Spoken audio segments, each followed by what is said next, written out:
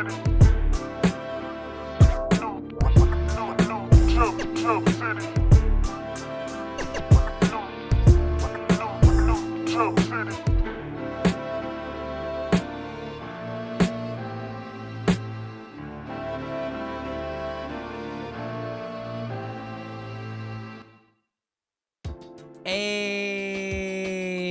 welcome to New Jump City, everybody, where we recap the week in American and Japanese sequential art. I'm your host, Christian, the unbiased king, Espinal. And joining me through Discord, it is the man, the myth, the legend, the tank top sage. It's Joshua Gangsta Time Cole. Well, it's called Partner, but it should be called Gangsta Time. You're muted. I told myself, oh man, that's 2 weeks in a row for sure. I'm gonna start marking this down. Yeah, well. Okay. Anyway, so that's 2. What's good, everybody? What up, Chris? Oh my God! Lord, everyone listening. How does it keep happening? Well, that is my co-host.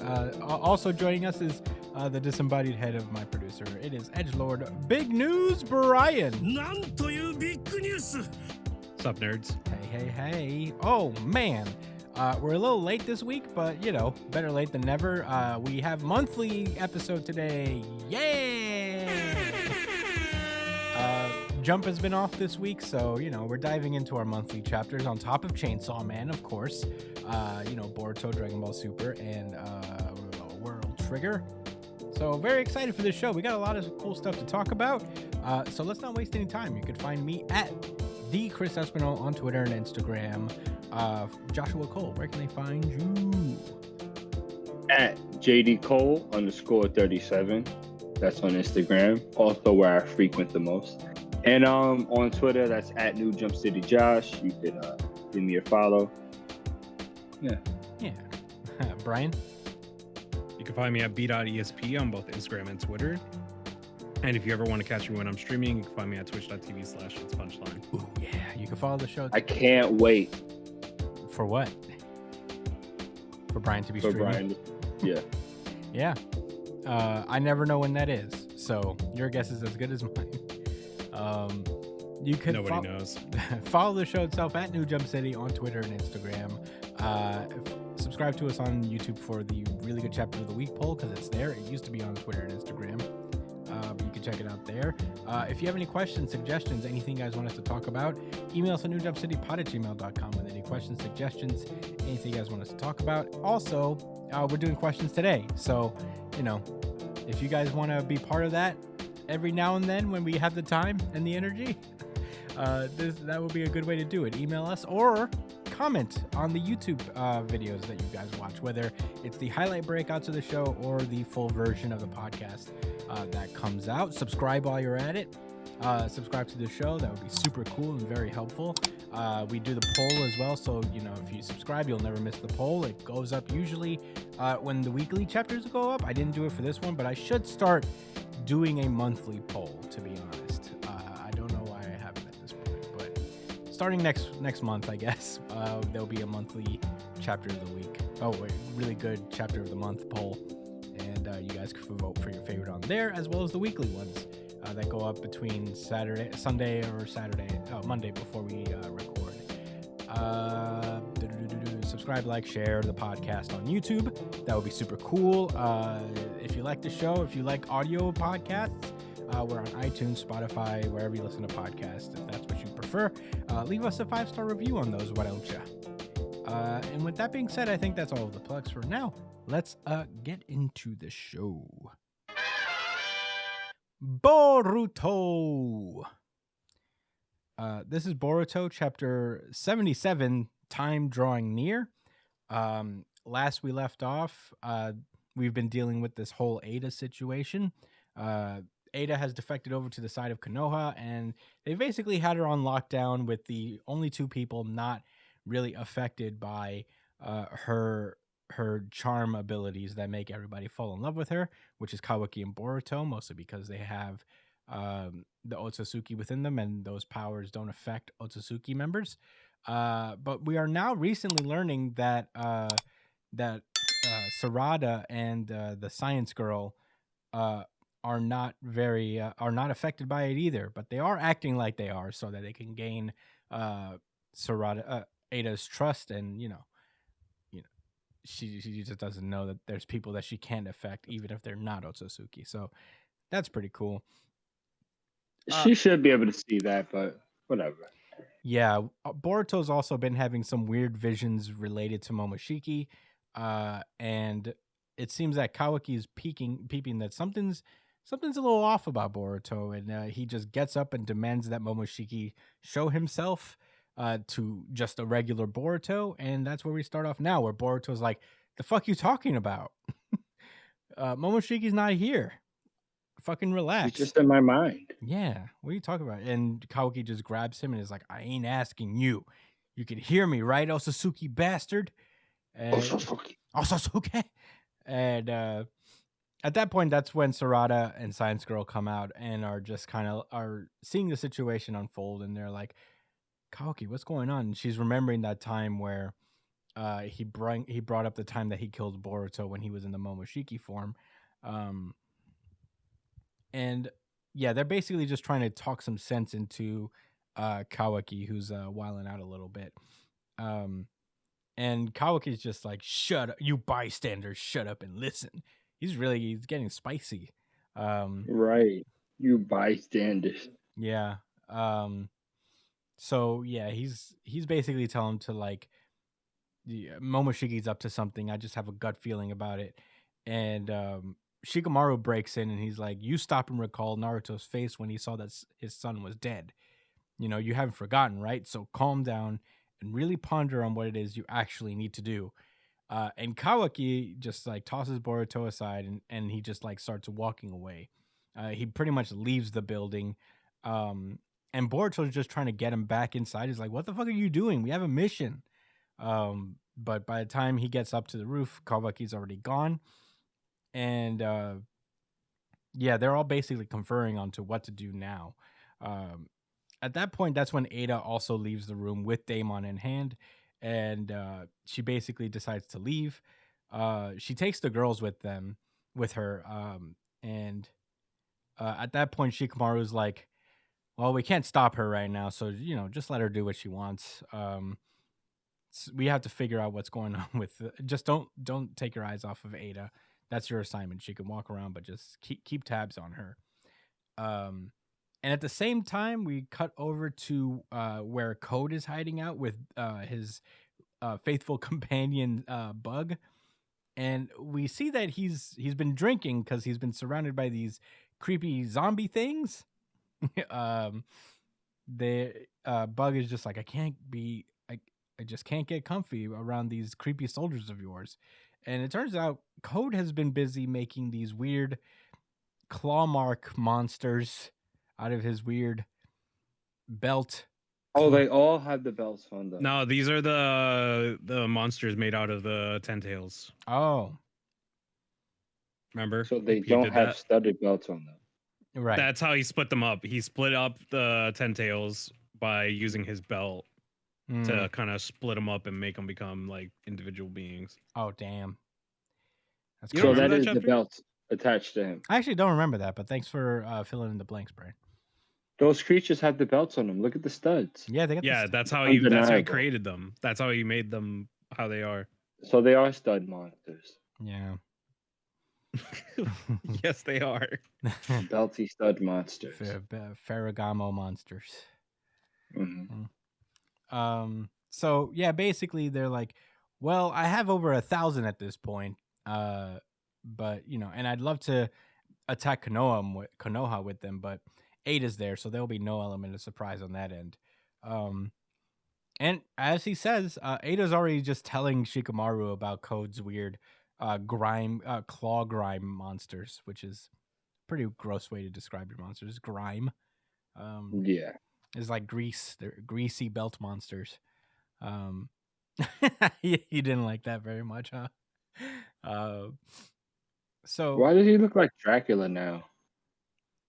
because he's Edge, dude. He's a cool belt vampire guy. Is he? This Mhm. whole chapter is Edge. Yeah, he's got some nice clothes on him for being an android that was stowed away for so long. He's got like a little vest. Mm-hmm. Yeah. The fluffy, the blouse. The blouse. Yeah, I don't know what those are called. I know there's probably a name for them. Frilled blouse. I have no idea. Poofy blouse thing. It's very goofy. Yeah, so he looks like a goofy sitting there. a goofy. He has a belt lock. A belt lock? Yeah, like locks. Like yeah. dreadlocks. Yeah. No, that's how you keep it together, with a full belt.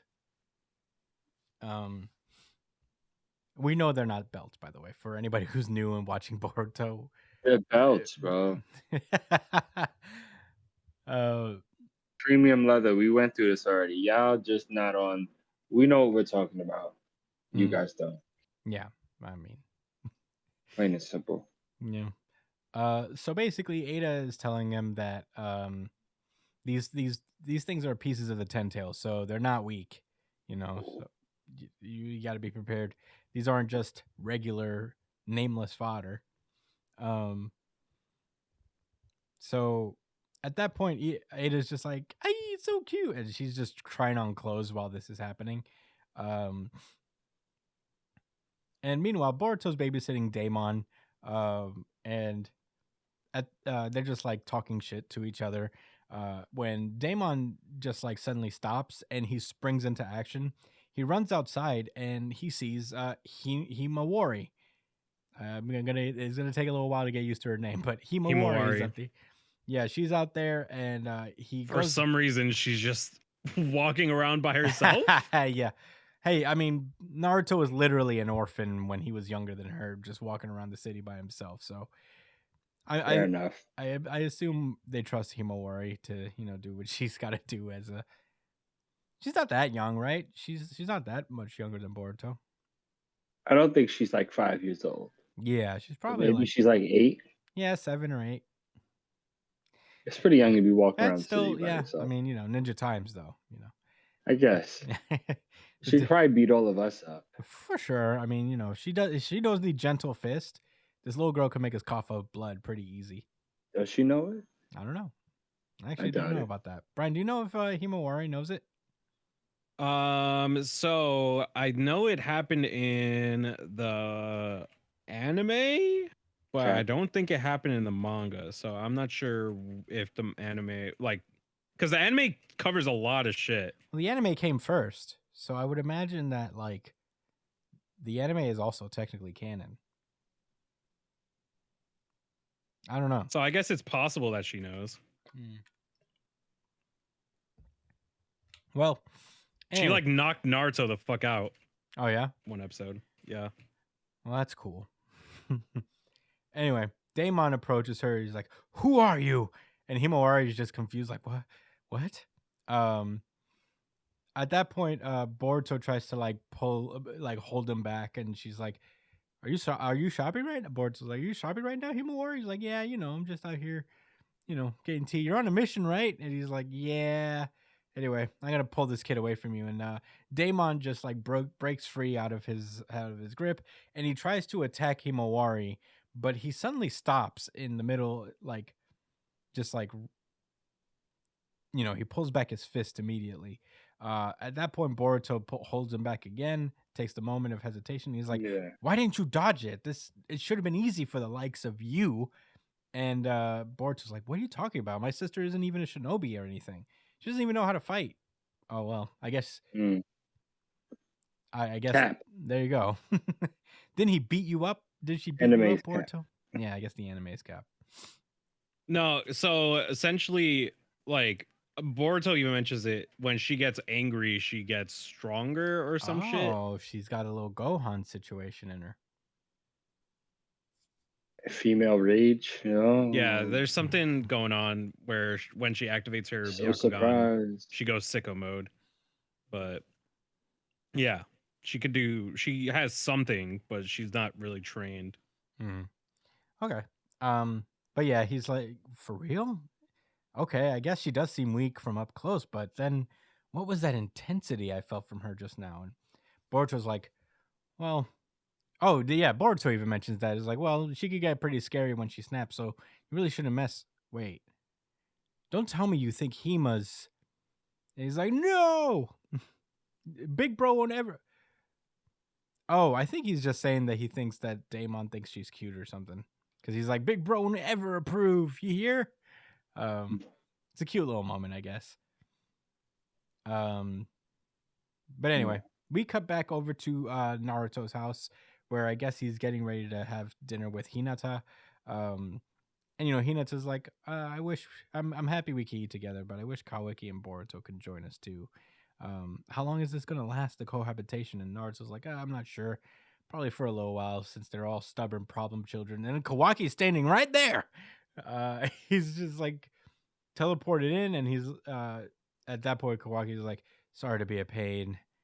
And he sits down at the dinner table, and in a longer scene, I guess I'll summarize it just so I'm literally not reading it, but he's basically explaining to Naruto how much he really is grateful to him for saving his life and treating him like family, even though he was just a bastard who was just a vessel.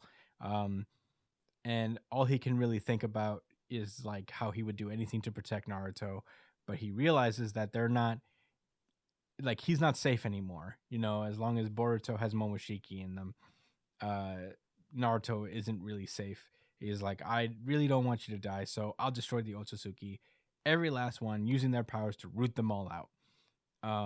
And Naruto's like, every last one? And every last one?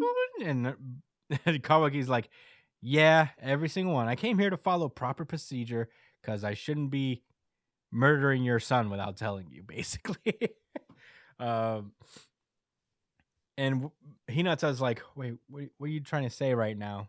And he turns over to Hinata. He's like, you know what my first thought when I found out Boruto was alive? That I'd failed to take him down. So, he's like, I felt so much guilt, and, it actually surprised me over having messed up. So this time I swear. And Hinata smacks the shit out of him. Should have used the gentle fist while she was at it. But yeah, basically it's like, you're insane. No decent human being would think that way.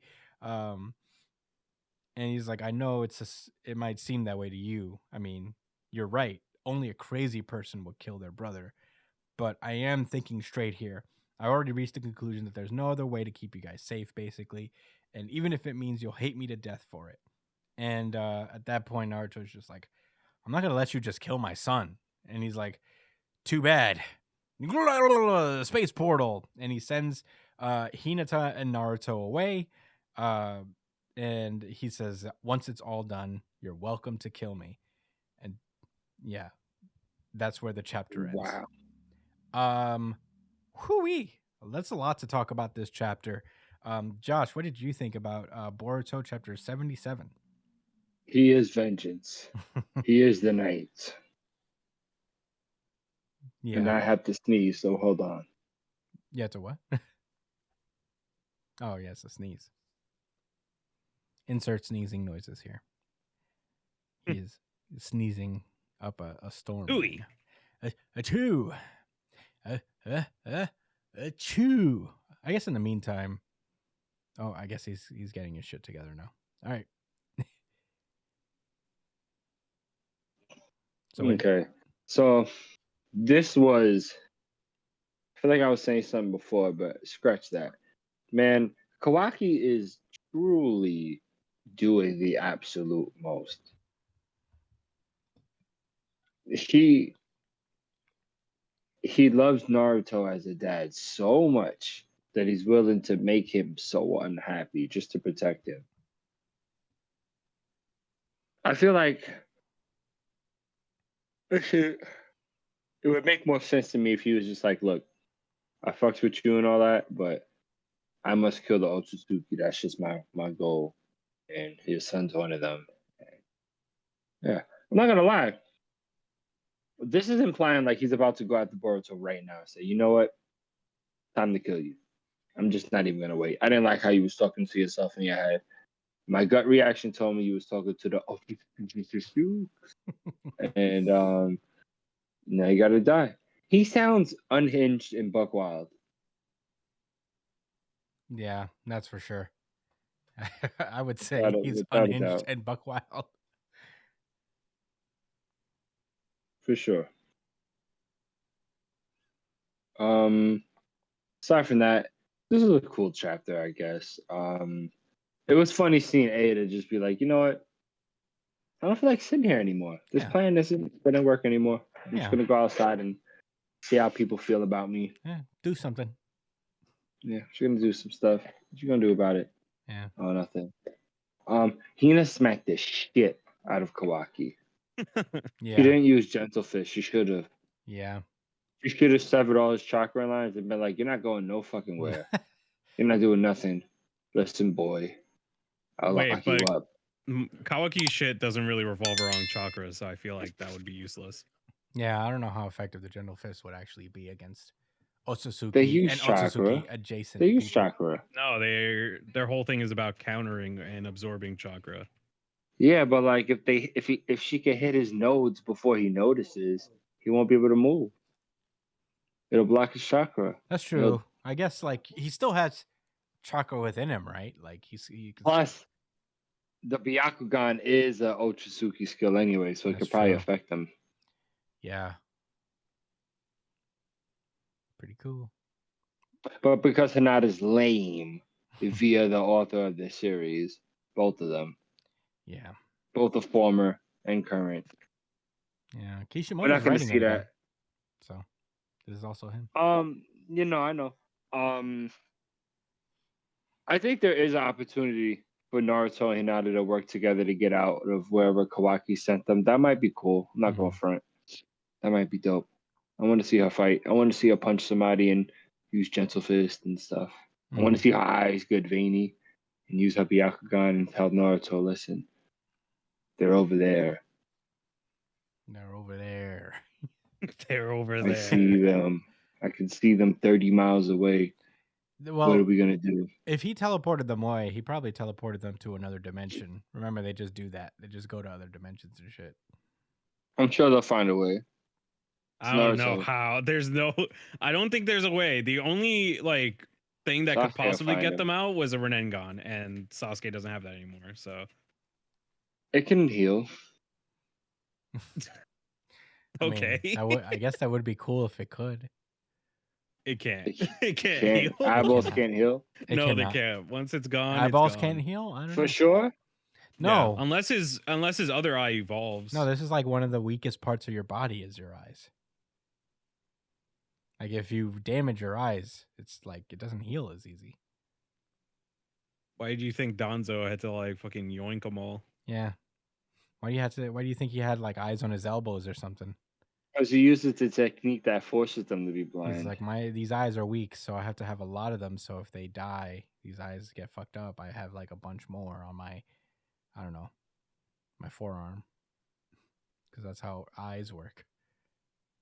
If Donzo happened within the last 2 years, that'd be the answer to my question. Spoilers ahead. Yeah. Yeah. Anyway, were those all your thoughts? I guess so. Brian, how did you feel about your favorite series?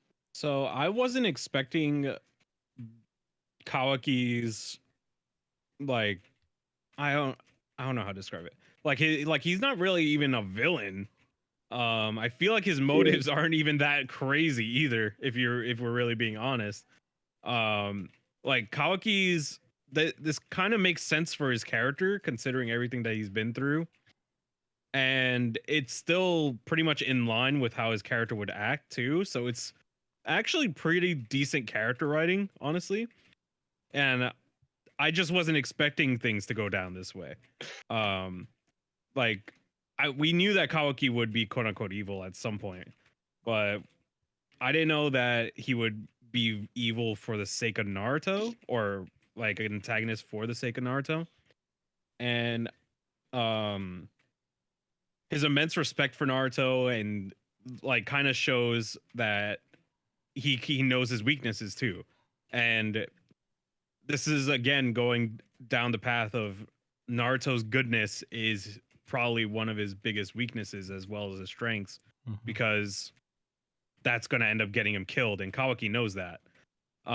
Considering that the enemy is within his son, so he feels like he has to do the hard call and do what he needs to do to ensure Naruto's survival.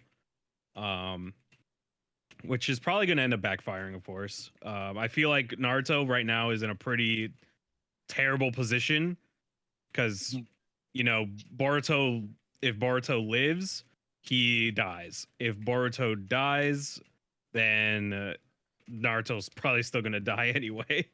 So it's a really tough situation. So I'm really interested to see how they kind of navigate this whole thing. Yeah. Same. Yeah.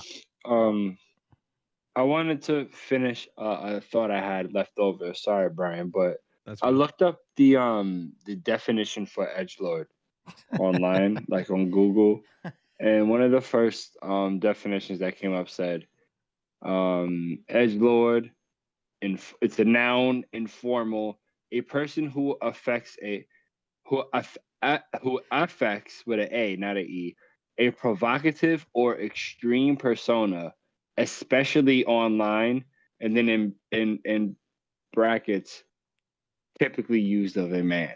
And then they have an example. Edgelords act like contrarians in the hope that everyone will admire them as rebels. Wait, so you're an edgelord? Oh man. That is a little edgelordy of you, Josh. You got a little edgelord in you. You are very contrarian. Well, I don't do it for the sake of people admiring me. That's for sure. I'm just Yeah, but So you wait, do. that It does doesn't get. really matter. It That does get. I doesn't guess really I'm just a match, hater. It does get in your craw that people like stuff sometimes. Mm-hmm. But I'm not doing it for attention. It genuinely perturbs me.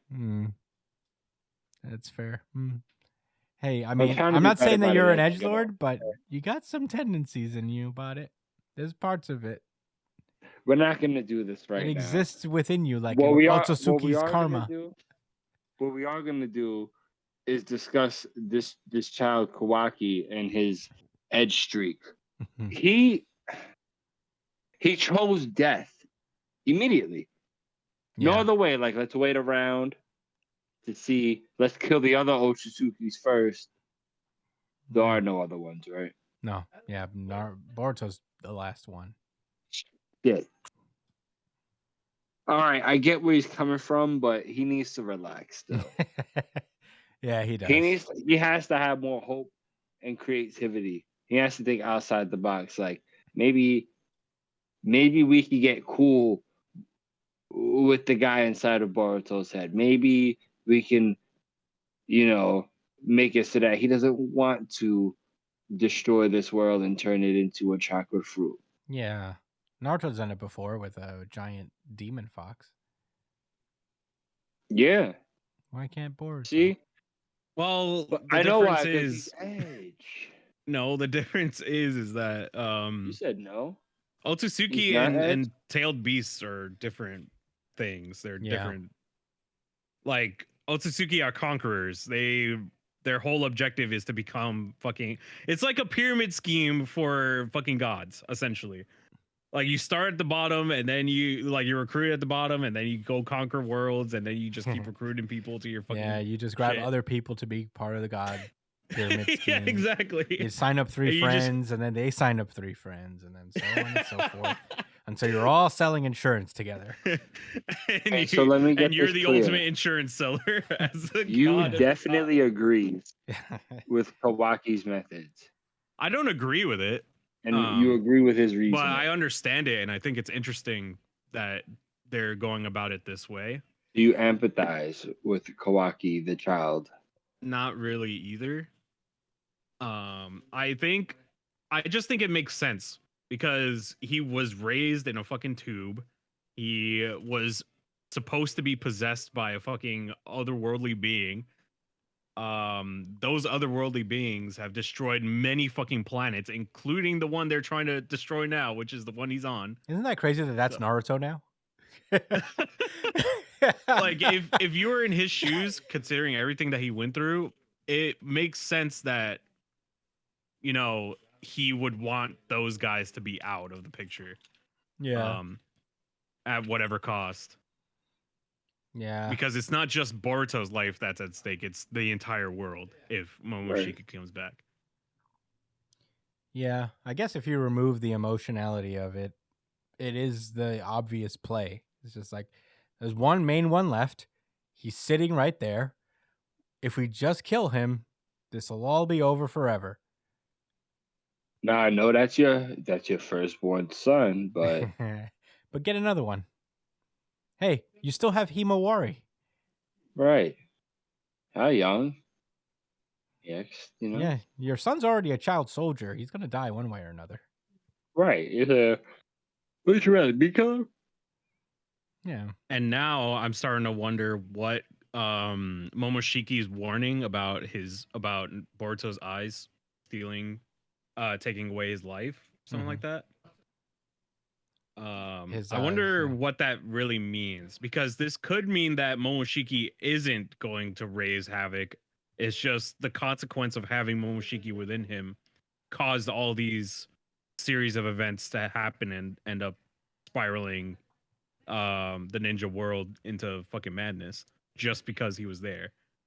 Yeah. So yeah. I think this, man, fuck, dude. I love the way Boruto is set up right now, man. I don't know. Maybe I'm the only one, but I feel like the way that this series is being written right now, like, it sets up so much for the future and keeps you thinking, and it keeps you like whenever you read a chapter, you're like, oh, what does this mean for the future of the series? What does this mean for this? What happens here? Like, it just proposes a lot of interesting questions to the series. Like, there's so much in the air that you can't help but feel invested in it at this moment. Sure, it's not a perfect series. There's a lot of there's a lot of problems with it in some instances, but the overarching plot is pretty interesting to me. Like, I just really like the way that it's being written right now. I'm really interested to see what goes on next. Yeah. Yeah, I agree with you, Brian. I'm very like up and down with Boruto sometimes. But when Boruto gets its jets going, when it's like really firing on all cylinders, it is pretty good and interesting. I love the little like foreshadowing with Himawari. I think they're implying that she's got a little Otsutsuki in her herself, in one way or another. Maybe she's more in tune to the Byakugan than Boruto is, and that's why Daemon is feeling something weird about him, because all the Otsutsuki, I guess, branch off from the Hyuga in a way. So I guess like that's where he would feel the most connection, and I wonder how he would have reacted to Hinata, meeting her as the other Hyuga. Yeah, that would have been interesting. Yeah, Hinata was actually, if you guys watched the last, she was a big she was a big deal. She was a big deal for that movie, and also Otsutsuki were interested in her. So there is something about the Hyuga clan that could be further discovered. Yeah. Well, they hail from the Otsutsuki, so they descend directly from them. Yeah, I really like this chapter a lot. I really like how it unfolded too. I think it makes sense for Kawaki's character. He's always been kind of like a more pragmatic guy. And he has spent a lot of time being an emotional person. So I think he's still able to put all those feelings aside for the greater good in this way. He still considers Boruto a brother, and it's not like he wants to do it. He just sees the best way out is to do this thing. And he's like, well, maybe we can't like take that risk anymore. These guys have fucked us up enough, Yeah. So, and at this point, like, Naruto's already almost lost to them like a handful of times. It's only a matter of time, and now he's weaker than ever without Kurama around. So, True. Kawaki's not taking no chances. But I am interested to see how it turns out. One thing I did want to posit is that I remember way back where he was talking about sending Boruto where he sent the seventh, and I think this is what he meant. Because he's physically sent Naruto away somewhere. So I'm wondering if this Yeah, is. but why would he send Boruto Yeah, I with don't know. Momoshiki in him to the same place that I don't the know. person he's trying to protect is? I don't know. I guess I'm spitballing here, but I guess my whole thing is that like this may be the last time we see Naruto for a long time. Yeah, this could be possible. There's not really anybody aside from maybe Boruto that could bring back Naruto in this instance. Yeah, and that's a big maybe. But yeah, I think there's a lot to think about in this chapter, and I'm very excited to see where it goes. I am happy they are utilizing Himawari in one way or another, because you don't want to waste a character, and Himawari could be a pretty cool look into another like branching storyline. And I hope to God that she is a well-written female character. She might be. I mean, she might be just too young to be into boy stuff, and so Kishimoto will have more room for her to be an actual person. Just have her be like an absolute fucking badass. Yeah. They're gonna shoehorn a romance between Daimon and her. It's not that I'm against that, because I thought it was kind of cute. I was like, oh, wouldn't that be cute if Daimon had a little crush on Himawari and protected her and stuff? That'd be cute. But there is I guess the limit is that like it can't be what these characters are all about. There's nothing wrong with romance. It's just like so much of these female characters in Naruto are focused on like relationships with boys that it's detrimental. But there's nothing wrong with it in and of itself. If there's like romances around, that's just part of life. It is distracting if it's like all there is to a character. But yeah, that's all I gotta say about that. I really like this chapter of Boruto. When Boruto's good, it's pretty damn good. So I'm excited to see what happens next. Any rebuttals? Anything else to mention before we move on? No. High hopes. Alrighty. Well, let's do it. Dragon Ball Super. This is Dragon Ball Super chapter. Raiburu. Yeah, Raiburu appears. Dragon Ball Super chapter 89. Okay, so last we left off, we are kind of in this prequel stage to the Dragon Ball Super Heroes movie. We're getting a little bit of this weird slice of life action with Trunks and Goten as they moonlight as superheroes, just like Gohan did before them as Saiyaman X1 and 2. Trunks is trying to get together with Mai, but she's like being distant and working with Capsule Corp on their stuff. They retrieved a disc that belonged to Dr. Gero Jr., like the little Gero's like grandson or something that appears in the Dragon Ball Superhero movie. And they're seeing that he loads up the disc, and you do see that like there's the blueprints for the Cell Max that will appear in the movie. That is the major antagonist for the movie. That's crazy. Yeah, and I guess that was cool.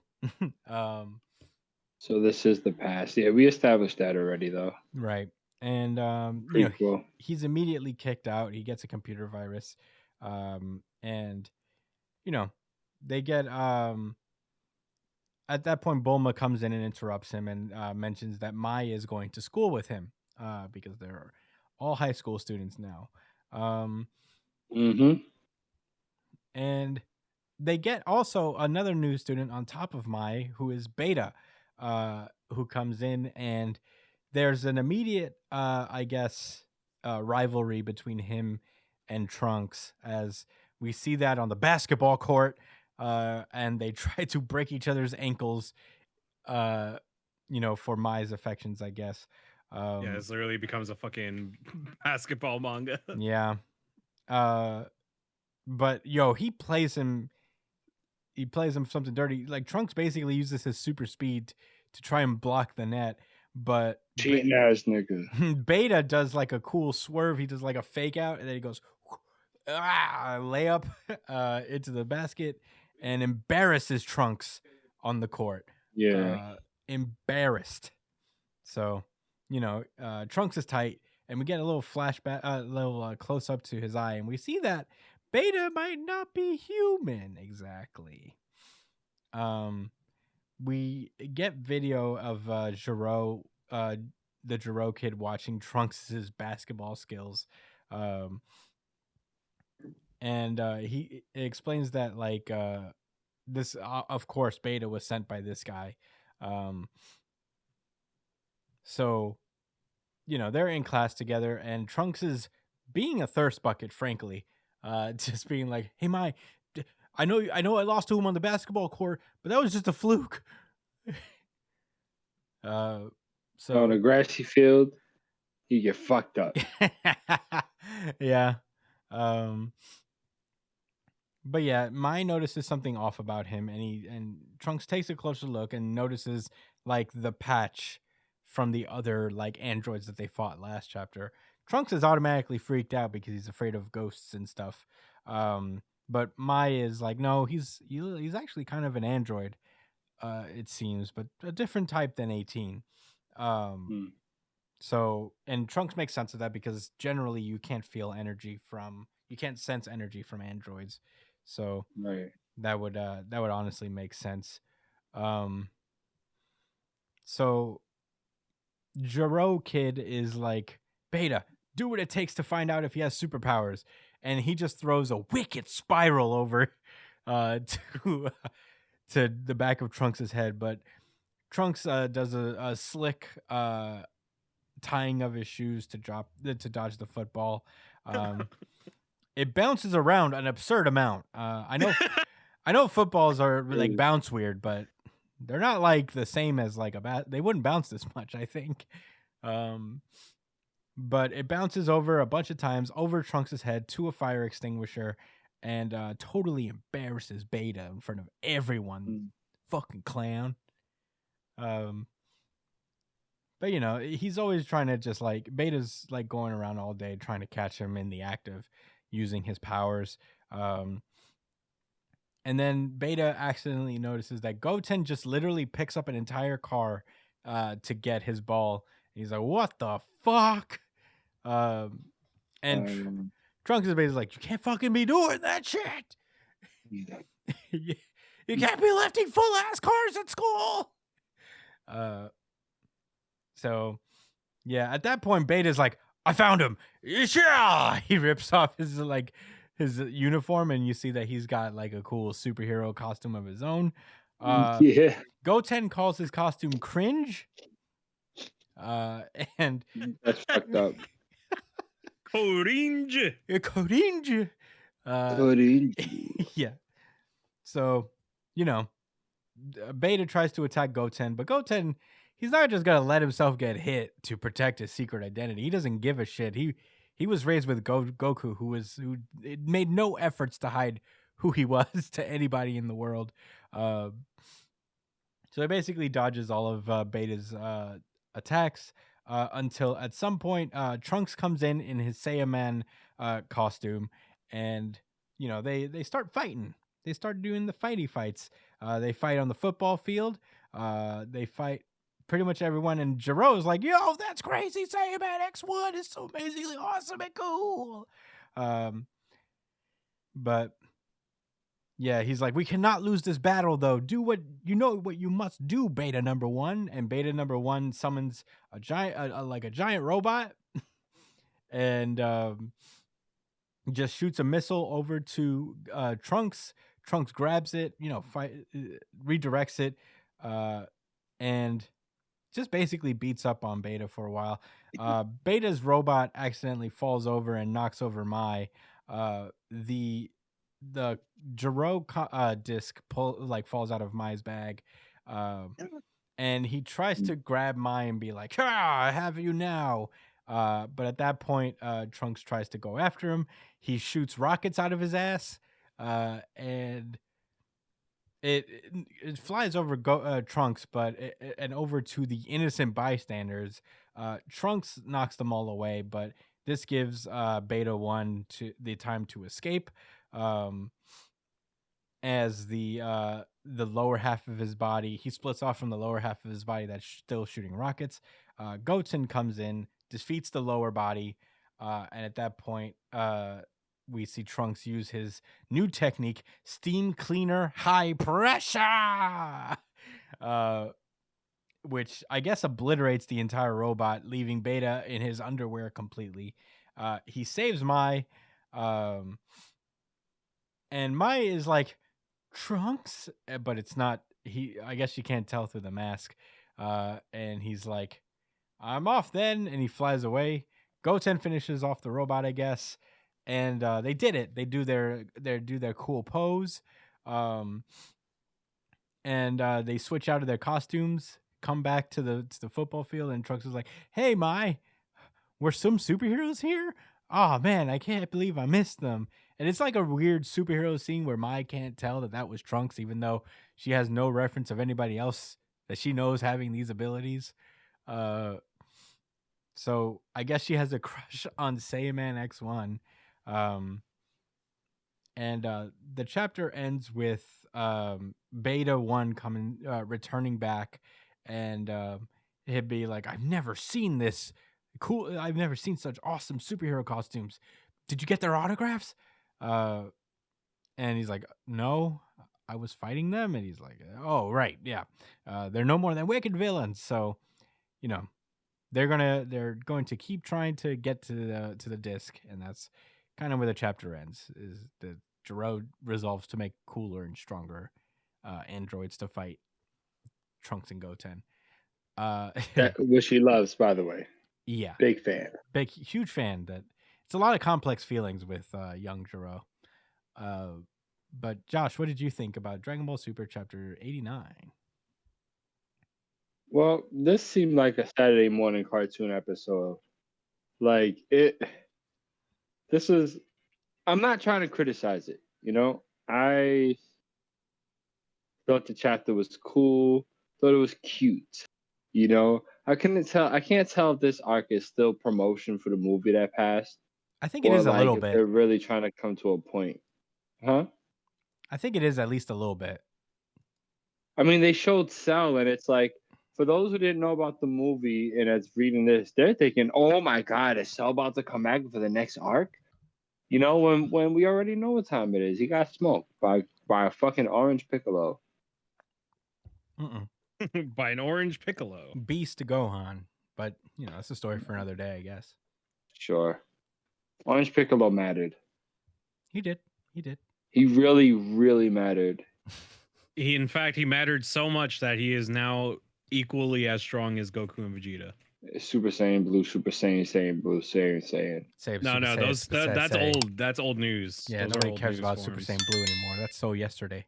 Yeah, those aren't the wave anymore. No, it's all about Ultra Instinct and Ultra Ego now. Yeah. And Beast. Anyway. Oh yeah, Beast is currently probably the strongest. Like Gohan is currently probably the strongest character. Just everybody's leapfrogging over each other in power. What? Yeah, but Gohan is currently like, you would have to do like a crazy Olympic fucking leap to catch up to Gohan. Right? Oh, and they will. You're lying. And they will. You don't know. No, it's true. About. Nope, you don't know what you're talking about. Oh, I don't. You don't have your Dragon Ball science correct. You haven't watched the right YouTube videos. I have. I'm going to tell you something. All right, so what do you watch? It's not that strong. It doesn't matter about who. It's about what I know. What did you know? Damn, he knows a lot, I guess. What do you know? That Piccolo is very strong, and that he's on the same level as Goku and Vegeta, mostly because he's orange, and that Gohan is only slightly stronger than the rest of them. Yeah, I couldn't tell you one way or another, to be honest. Well, I could, because I did research. Yeah, and Brian's YouTubers, his YouTubers don't know what they're talking about. No, I think honestly, you're probably right. Look, these power levels are so arbitrary that, if anybody tells me that Gohan is now stronger than Goku and Vegeta, I'm like, fine. Right, like, sure. Cool. All right. Okay. Can Vegeta win a fight? Yeah. In Can we a No. do one that fight? first? Can we do that before we have Gohan automatically leapfrog him? Well, Gohan is like he don't need to train to be strong, you know, that's his whole thing. Seriously? Yeah, that's how strong Yeah. Gohan was, is that he reached this new level That's without training for like 8 years. his Like all he father has to would do not all he has to do approve. is get mad and he's the strongest person in the I'll universe. tell you what, Josh, his father does not approve. At the Tournament of Power, he's like, "Come on, son, stop being a fucking pussy and come save the world with us again." And he's If just you like, could somehow get Gohan angry, it's GG. yeah, Okay. Like the Hulk. Yeah, kind of actually. yeah. Turns out, kind of hard to get Gohan angry these days. Turns out. Yeah, all you have to do is like beat up his dad, meaning Piccolo. Yeah, or his daughter. I guess that's a good You one. gotta kidnap his daughter, but he wasn't even that mad about that. Yeah, he wasn't so mad that he didn't turn into Super Saiyan Beast when Pan was around. But to be fair, he was like, I probably could handle this in just my Super Saiyan form. I don't need to go Beast yet. He was wrong. Yeah, it was incorrect. But, you know, you live and you learn.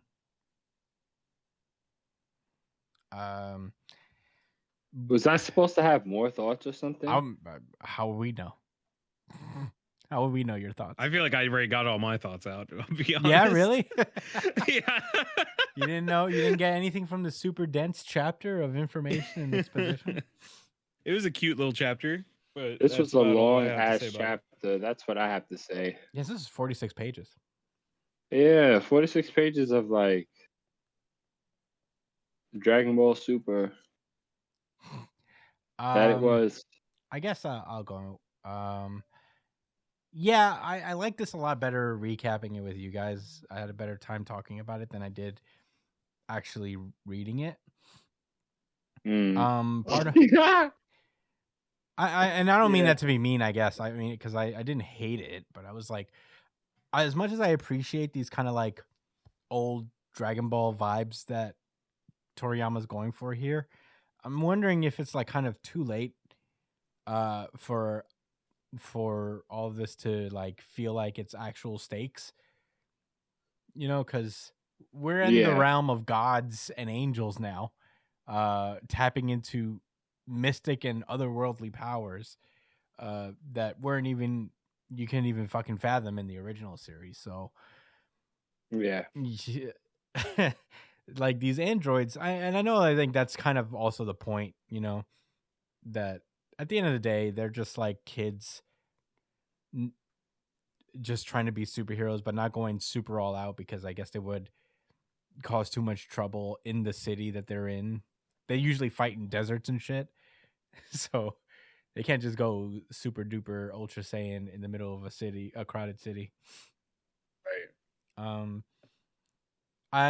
My not knowing about Saiyaman is like, all right, I get what you're going for here. I guess it's like kind of like the laugh of it all, but you know, so many people who can do what Saiyaman is doing. Who else could it be? Like, come on. Yeah. You're not even gonna ask Trunks like, yo, you don't have any idea who that superpowered person is? Yeah, that, you know, among your family of superpowered people. But yeah. Why didn't Trunks be like, yo, it's me? What? Trunks should have just said, yo, it's me. Yeah, it's me. Yeah, we live together. It's me. It's also like, for me in particular, I've seen the Dragon Ball Superheroes movie, so I'm not super invested in what came before. I guess it's the story of how Jiro, because the movie starts out with Jiro getting out of prison, like being released from prison. So I guess this is the story of how he got there in the first place. I'm wondering if they're going to lead into telling the actual story of superheroes in manga form, which right, I wouldn't be mad at, because I think the longer they don't really do that.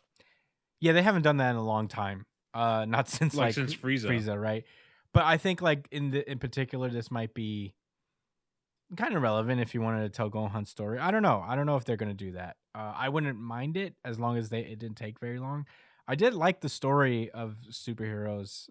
There's like a lot of little moments where Piccolo's training Pan and convinces Gohan to get back on the field and Super Saiyan Beast and all that stuff.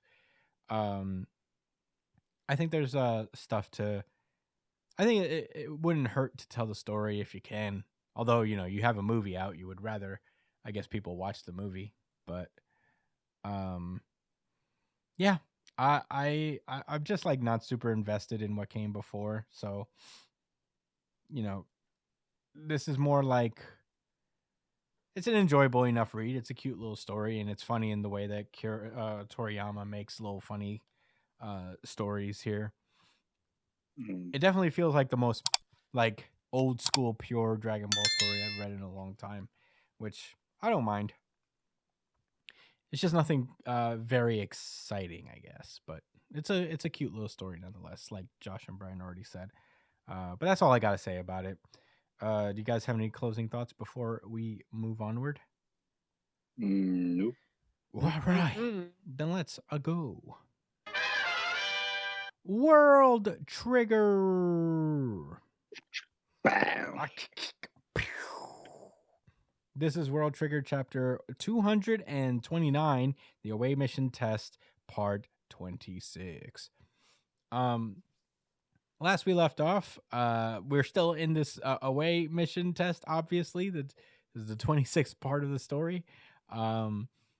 And they were basically trying to figure out a number of ways for them to advance in the rankings, get some more points that are also like kind of aside from the battle sims, which they a little bit figured out in the last chapter. But now they're thinking about using. They explained that there's these universal assignments. At the end of the universal assignments, there are 4 separate video clip problems. So, they're thinking they could get extra points on that by using the phone's camera to record the videos and then, watch them as they do it. But as the operator on their team mentions that they made it so you can't just record the video on the phone that is provided to them. So,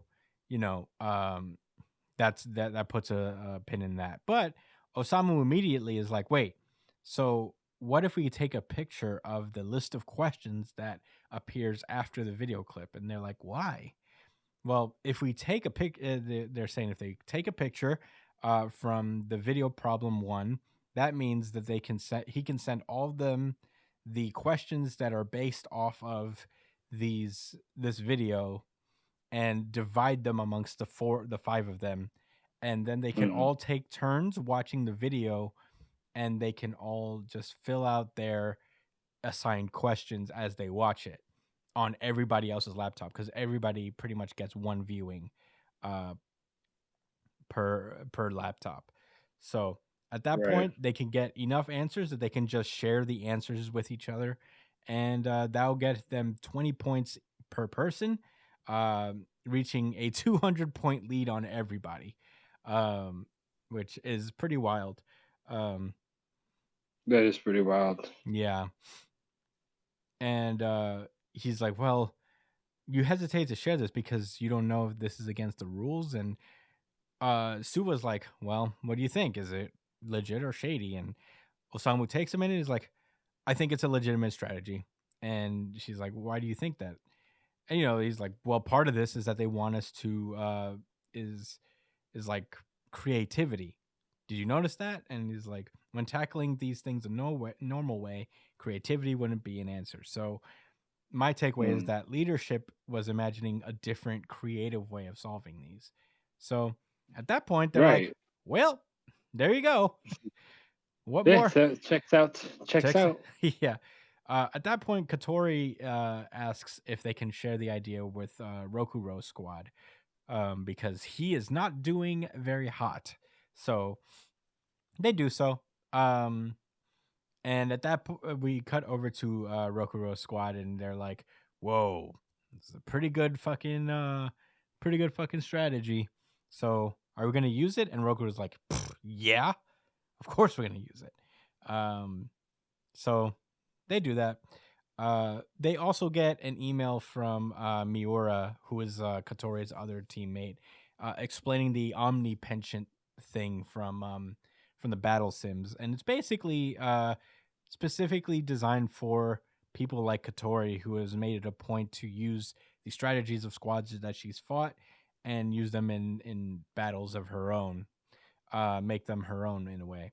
And basically, the Omni penchant thing is a list of skills that she's gone up against before, and she can basically, I guess, use 2 slots more than anybody else because she's basically using the strategy of other people on top of her own like natural skills. So yeah, that works out. They're basically like, well, that would help. And we cut over to Kodera's room, and there's like a little story about the operator for, I believe this is Urishima's operator actually, where she explains that she has trouble with parallel processing, and she's just trying to find ways to kind of like work their way around it. And she explains that Urishima is actually usually pretty thoughtful about this, and um, you know, is really kind of nice about it.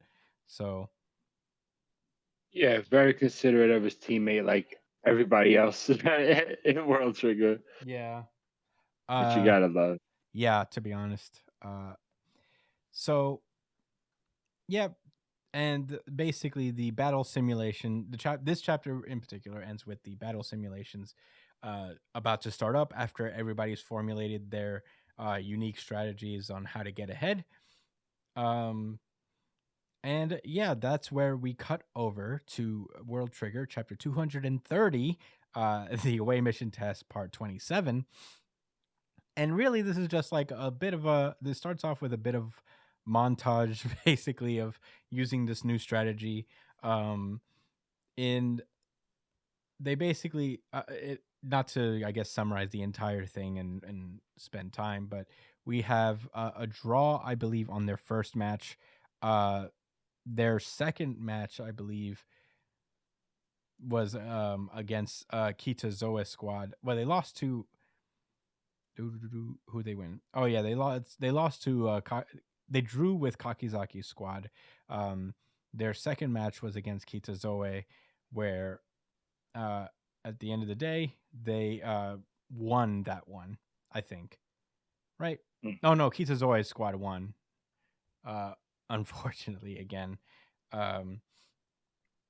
and yeah, there we cut over to, and at that point, Osamu's just starting to have a little bit less confidence in the attacks that they got, or in this new strategy they got, but you know, yeah, that would we cut over to Kitazoe squad, just kind of celebrating. You know, they did it. Somei's strategy was great. So yeah, at that point, Kikuchi Hara is just like, didn't I say we shouldn't waste our focus on the battle sims? But you know, it all worked out for them because they got a bunch of stuff going down. And at that point, Kikuchi Hara is like, "You're really cool with destroying Kikuchi Katori that badly, especially after she was so down and out yesterday." At that point, the Hana is like, her operator Hana is like, "Well, Yoko will be fine. In fact, this probably lit a flame in her." And Katori's actually, Hey, like you don't know my girl. She's she's something else. Yeah, you really don't get He's it. built different. Yeah, like the things that motivate her are completely opposite from the normal human. Yeah. And you know, right on cue, Katori is actually pretty happy for her, which is nice. To be honest, a person who's usually discouraged like Katori is pretty cool. And she looks over to Osamu, who's feeling kind of down because the strategy that he came up with is not exactly working. But she's like, "Well, what are you so sad about? This was only our second match. This leaves us plenty of chances to rack up the wins." And that brings up everybody's confidence. And she's like, "You're right. On to the next one then." And that's where this chapter ends. Oh, that was faster than I thought it would be. Josh, what did you think of World Trigger chapters 229 and 230? Oh, so recapping both of them. Okay, so I thought it was such a clever idea for Osamu to divide up them into units, and like even when you look at someone like Aki, right? He has all of his like essentially like damn near all of his own sniper units, and then like one other support. So he's allowing everyone to play to their strengths, and then I'm glad that they're finally focusing on Katora's combos with the Omni pension. They're gonna start fucking wilding. I mean, they got caught off guard by them grenades, them random. They weren't random grenades, but that fake out with the grenades was a pretty smooth. It was a nice strategy. I had paused for a second because in video I can remember playing like video games and somebody using a really weird strategy, and it's like unconventional strategies could work out, but once you know what they are, it's like, well, you're not going to be able to get away with that again. But that's not a sustainable solution, but it's definitely helpful to get a quick win, for surprise factor, and that'll help them survive another week in the ranking. So I really like how World Trigger expresses those little micro stratagems, so to speak. Anyway, yeah, a lot of wholesome stuff in these chapters. There was something that stood out to me that I can't quite remember. Maybe as you talk about your own thoughts, it'll come back to me. But these are some sharp chapters. I want to see them really get into the mix of things, but I'm being patient. Yeah. Brian, what did you think about this chapter? Or chapters? Honestly, I'm kind of I'm a little over these whole test things. Like it's just too complicated for no reason, in my opinion. It's I think there's reasons. Yeah, but even then, I feel like it's taking like a really long-winded approach to getting it across. Like, I think the chapters are kind of interesting, but they're not really drawing me in. Because I feel like it's taking too long to get to the point, essentially. And I feel like we've strayed far away from where World Trigger kind of shines for a really long time.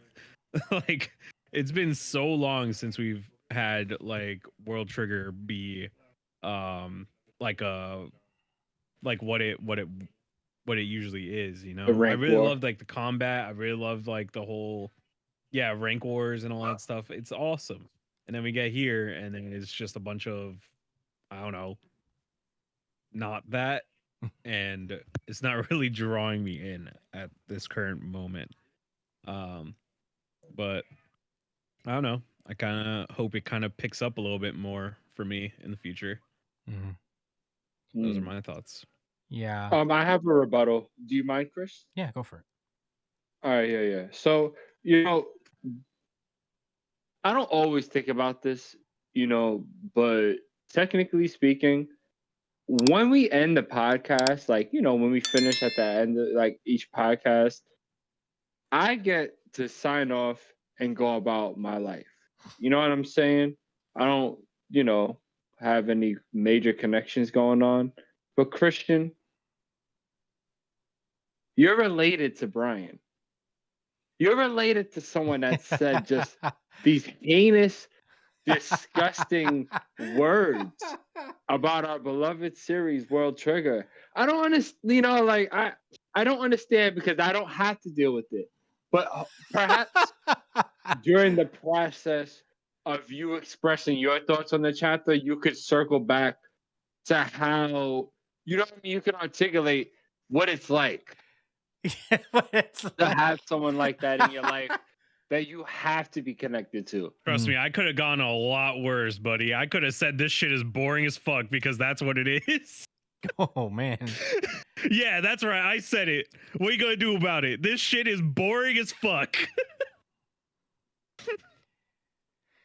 Get World Trigger. I'm gonna need you to pick it up. All right. This shit is boring as fuck. It's whack, and I hate it. Just get me to the good shit. Well, I mean, You caused this, Josh. You did this yourself. You said get me to the good shit. Yeah, get me to the All good right, shit. all right. yeah. Well, I guess I'll give my thoughts in that regard. And then you'll circle back. I guess. So No, I really like this chapter too. I'm not. I think Brian's putting it a little strongly just because you summon his rage. But I can kind of see where he's coming from a little bit. Like me and you, we love this shit because we're weird, I guess. You summoned his rage. Because we're weird, I guess, and I guess we really. But I do agree that, like, there's aspects of this arc so far that, like, are really really super unnecessarily detailed, probably. Like the battle sims being as complex as they are, and I guess like the more clinical stuff about the battle sims, or like the assignment, the exam in general, can get a little taxing, I guess. I love this arc for the character stuff, and what we're getting from all these characters, the little dynamics and the developments, and I think that's what this is supposed to be for. It's just building the supporting cast and making sure that we understand everybody's kind of defined personalities going forward, because I imagine the cast is going to get a lot bigger than just Tamakoma 2 going forward. So it's a good way to, I guess, familiarize ourselves with these characters as much as we could before we actually get into like the meat of the World Trigger story, which is the away mission.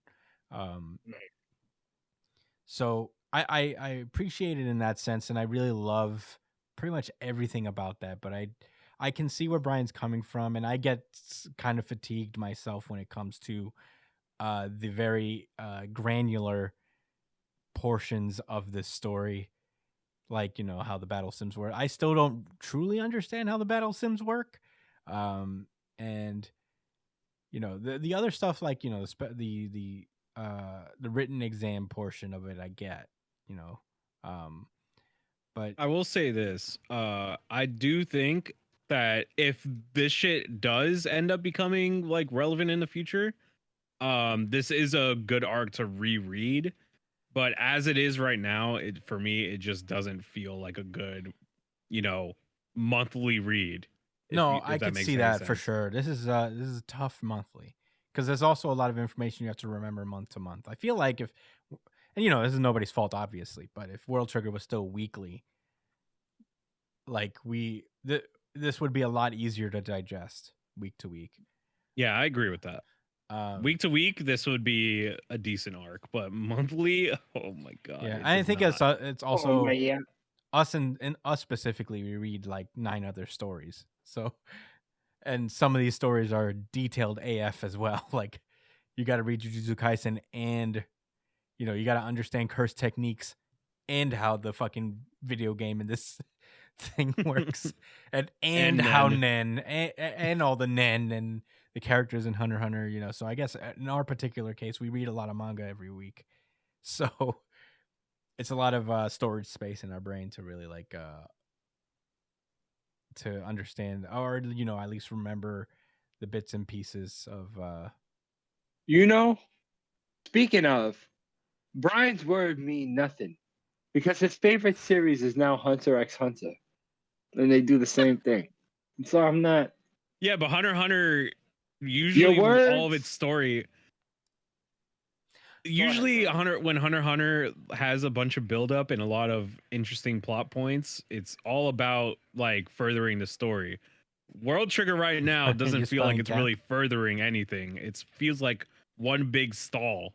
For those of you guys who are now watching the YouTube version, Josh is spelling out cap with his hands. As Brian speaks.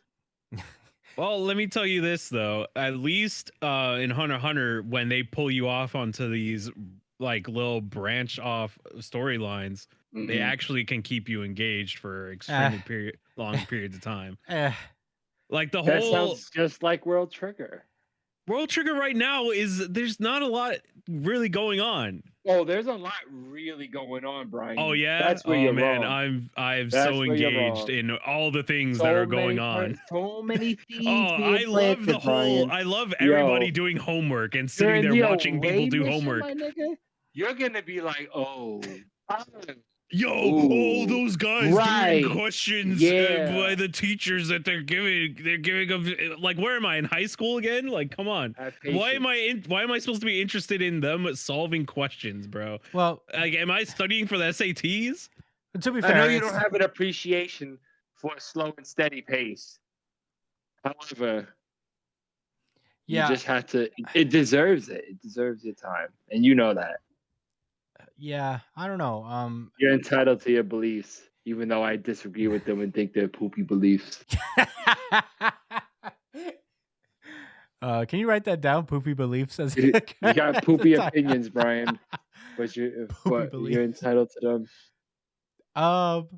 Yeah, I don't want to be harsh. I think I understand. I want to be harsh. Well, I think what Brian. I definitely want to be harsh. You guys give this series a little too much fucking leeway. Well, honestly, hey Brian, I'm about the way that this arc is set up right now. It's just not it. I don't know. Was your favorite mangaka's back broken for 2 fucking years? Yes. Oh, yeah, actually, yeah. No. Yeah. No. Yes, my current favorite mangaka's back was actually fucked up for more than 2 years, actually. All right, but he was like for 12 years.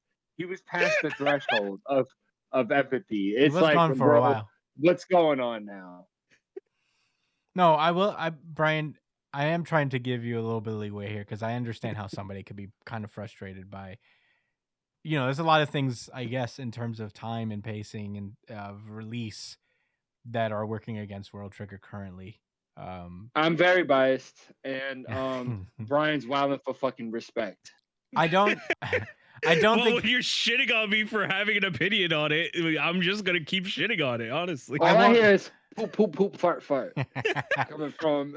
Yeah, I won't say that's funny because that's what I'm reading whenever I read World Trigger lately too. He doesn't mean that. I don't know. He doesn't. You don't mean that. You don't mean yes, that. I do. I do mean that. He doesn't mean it. Not like that harshly. He probably means it a little You bit. fell asleep while reading it? Honestly, there are a few times where I couldn't even it was really tough to get through a fucking chapter. Now you're just. I'm not even joking about that. I've carry on. I've been trying. I've been trying to be strong. I'm letting out all my pent up frustration on. Well, look, I understand. That's what this is for.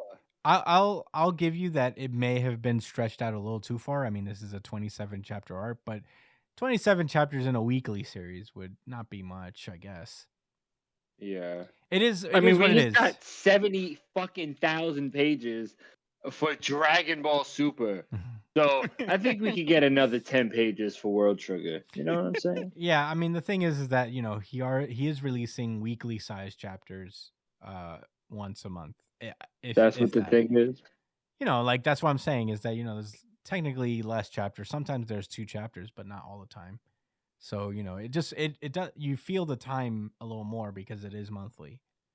But I'm sure that if this was weekly, that it would be a lot easier to absorb. And I feel like if you were to read it in a row, like in collected volumes, it would go down a lot easier.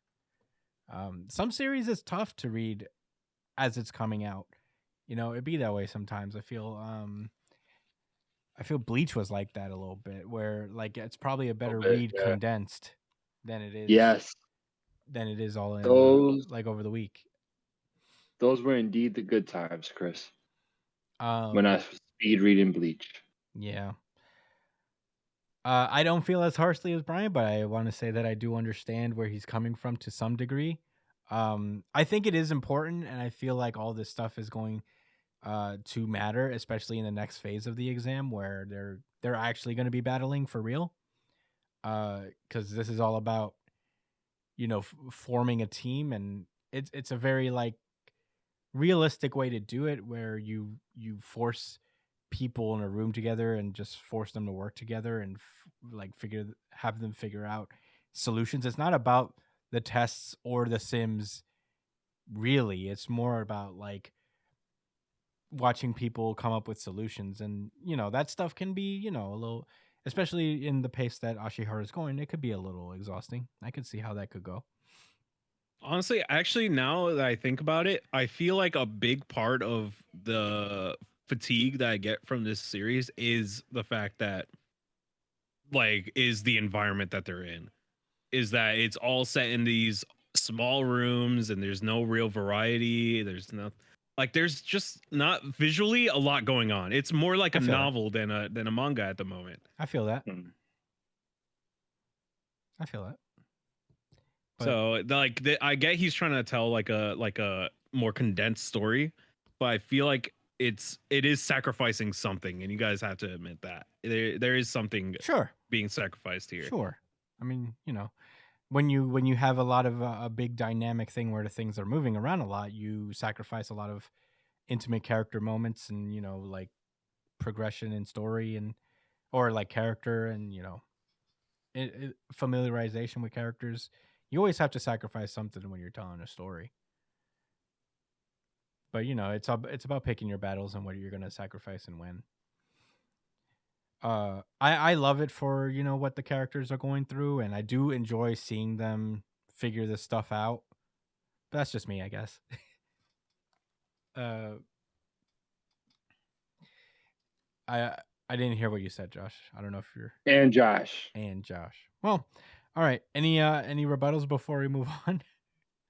No. Yeah, I'm fighting the urge to head on a train to Williamsburg and throw rocks at Brian's bedroom. Brian, you did have some pretty intense fighting words. Hey, I mean, he came at me first. Hey, this would have not happened if he did decide to do what he did. Yeah, but you know who Josh is. Josh is incendiary. It's about time that he's been shitting on my favorite series for years. It's about time that I get my fucking payback. I get my dues. I've never shitted on Hunter x Hunter. You did say that was your favorite series, and we have not been shitting on Hunter x Hunter. I'm not even going to continue to address this. Well, Josh is incendiary. You know how Josh can be incendiary. What does that mean? He likes to get a rise out of people sometimes. Josh is incendiary. That's a good title name too. He could be no. And I love that about him. But you know how incendiary quotes. Anyway, all right. Well, that was World Trigger. All of a sudden polarizing thing in this on our show. All of a sudden. I thought we were all on the same page here and loving World Trigger, but so the cookie crumbles, I guess. Yeah. Anyway. Yeah. All right, let's move on. Chainsaw Man. Oh yeah. Vroom. Shit. Vroom vroom. Did you read it? I did. Okay. I forgot we was covering it. Nice. All right. We only this is Chainsaw Man chapter 118, saying goodbye. Last we left off, Asa successfully saved everybody from the Eternity Demon, and had them escape from the aquarium. And yeah, now Denji and Asa were on their way home, and Denji basically asks Asa out for another date, and she accepts, which is pretty cool. But then at that point, Yoru takes the advantage and uses that moment there and then to try and turn Denji into a spinal cord sword. And we were all like, what? But now we start off with this chapter. Asa's hand is on Denji's head, and nothing's happened. Denji is still Denji, and he is not a spinal cord sword. And at that point, Denji is like, Denji's spinal cord sword. And Asa just, Yoru can't believe it. She's like, the fuck? Denji's spinal cord sword. Denji's spinal cord. She keeps trying it and trying it, But but Denji's not becoming a spinal cord sword, and at that point, that's when Denji decides to put his hand on her head and go, "Asa spinal cord sword." And she gets like, it looks like she gets scared. Like, I'm about to get turned into a sword. I think it's even more that she's still in shock that this is like nothing's happening, and then Denji's Yeah. just like, "That was a cool way to say goodbye." Anyway, see ya, and Peace. he walks away. I really love that little moment, to be honest. I think that was so funny. Just Denji being like, "Also spinal cord sword." Now we have a little inside joke. See ya. Right. At that point, Asa is looking at Yoru, who's like, "What are you doing? Why did you turn him into a weapon?" And Yoru's like, "Why couldn't I turn him? You hit it off so well." He's like, "Well, that just means he doesn't like me, right? Not that I care, because I don't like her either." And Yoru doesn't really know the answer to that. She's just like, "No matter. We'll take our time winning the boy's heart while we search for Chainsaw Man." And yeah, basically Asa asks what the deal was with the girl who trapped them in there. And yeah, Yoru explains that the famine devil was her sister, the famine devil, and she says famine is crazy, so stay away from her no matter what you do. And she's like, even if she's your family, and she just plops into bed and is just thinking about like, damn. Asa's just like, he said all those things, but he still doesn't like me. Even after that, he still doesn't like you? Unbelievable. He's so irritating. I hate him. I hate him. And I guess we cut to the next day at school as Denji's like, "I have a super cool ultimate plan. The local movie theater is running an all-night movie marathon. So, we'll watch mummy movies nonstop until 2 a.m. for over 2,000 yen. Is that cool?" And Asa's like, "It costs 2,000 yen? I don't know how much that is." And then, that's like, let me look it up. $20. Yeah, I feel like it's $20. Why does it feel like it's not a lot of money? And Denji's like, but you can watch mummy movies. It's $15 US. $15. That's not a bad deal, to be honest. As expensive movie theater tickets are these days. Right. $15 for all day movies. It's not bad. That is pretty lit. I can't complain. Yeah. Yeah. And I was just like, wouldn't video rentals be cheaper? I don't want to go on any pricey dates. And I'm like, it's $15. So he's like, then he's like, okay, do you have a VCR? And she's like, no. What about you? He's like, I do have one. He's like, let's go to your place. It's cheaper that way. And he's like, you want to come over to my house? And Asa's like, is that no good? We won't have a date then. And Denji's pissed. He's like, fine, we can watch movies at our place, but under one condition, you have to follow our home's rules. And she's like, rules? He's like, yeah, you can't break these rules no matter what. And she's like, what happens if you break them? And he's like, worst case scenario, you break the rules and you die. And Asa's like, what? And then lurking around the corner is surgically implanted chainsaw starter man. Dweeb of the century. The weeb of the century. Save me, Chainsaw Man. Save me. I had to surgically. Man, I have a lot of weeb merch. I don't think I would ever surgically implant any of my weeb merch on me. Never.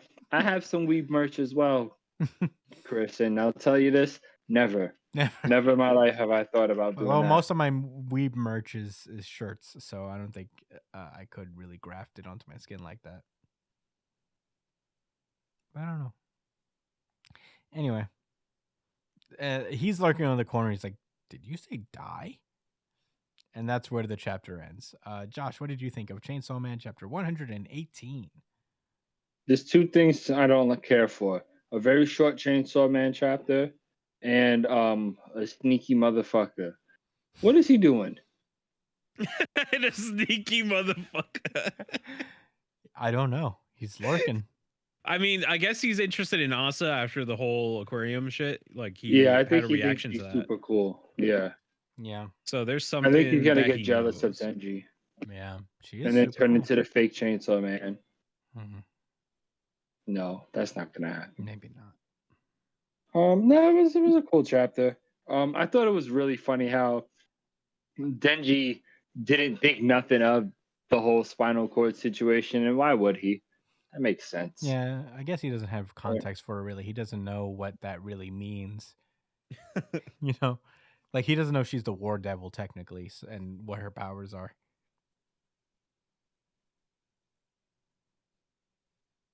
So Yeah. Fam, the fact that the war devil was just like, yeah, don't worry about my sister famine. It is what it is. Try to avoid her.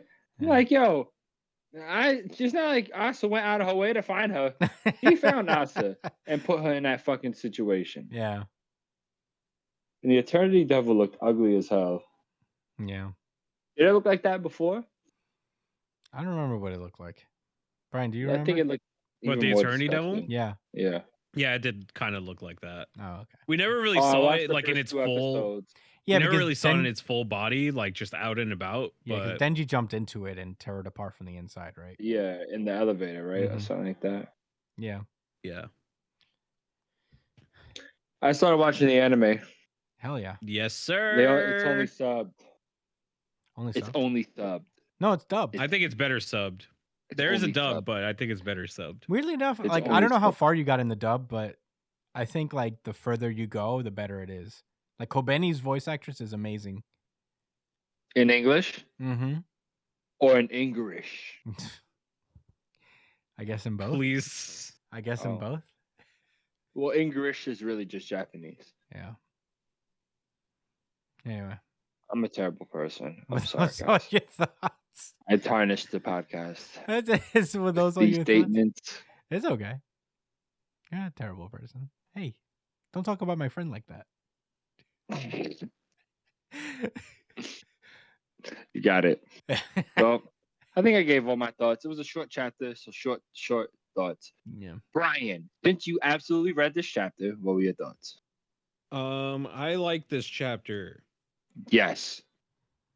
Oh shit! I forgot to give something. I forgot to give an RGC. I guess I'll give this an RGC. This is a monthly one, but sure. Sure. This is A Brian's monthly really good chapter of episode. the week. We should be doing monthly ones, but I forgot to do a poll for it. Oh, I didn't think to do a poll for it. But next month, Shameful. I am a shameful man. So this chapter. So does this mean that Denji can't be affected by War Devil shit Well, because he's as a far as we know. chainsaw? Like, can devils not be affected by other devils? No. Stuff. No. Well, they said it themselves, right? That he probably just doesn't feel that way about her yet. And I believe that he just wants to fuck her. That's literally it. I mean, I'm not saying he wouldn't want to date her, but that's where it's at right now. He's lusting after her. Mm-hmm. So it makes sense. There's no real connection there yet. Yeah. Yeah, that's true. You know, the affections aren't really there yet. So if Denji gets turned into a weapon, what does that mean? It means he's dead. What is that? It means he dies. He dies, but does he really die? Because he can't die, right? No, I mean, I think you die if you turn. Yeah, but he no matter can't who you die are. though. Well, the chainsaw devil can't die, so Denji But can if Denji die. drinks blood, he just comes back, right? Well, he can't do that if he's a spinal cord sword. yeah, but you could just. What if he? All right, so say he becomes a spinal cord sword, and then you put like blood into his mouth. No, but he wouldn't have a mouth because he's a sword. Is that how that works? I thought that. Well, yeah, mouths don't have swords, or swords don't have mouths. So does One so? Piece. I'm yeah, just except confused. unless you're Napoleon, then you have a mouth. I'm just really interested to see how that would work. How that whole pan. Well, that you've whole thing seen pans Yoru out. turn people into, or living beings into weapons before. They die.